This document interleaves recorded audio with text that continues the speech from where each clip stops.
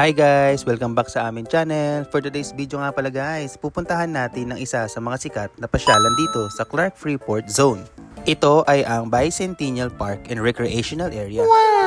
Kung naghahanap kayo ng Baguio feels guys pero ayaw niyong lumayo, dito na yun. Sa rami ng matatandang acacia trees dito, sobrang presko ng hangin at napaka-chill ng vibes. Oh yes! Brief history nga muna tayo guys. Itong park na ito ay itinayo noong 1976 para gunitain ang ika-200 anibersaryo ng independence ng Amerika mula sa British rule.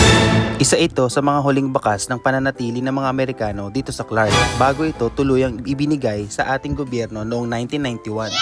Kaya para sa mga mommy at daddy dyan, ito na ang highlight, ang kanilang revamped playground.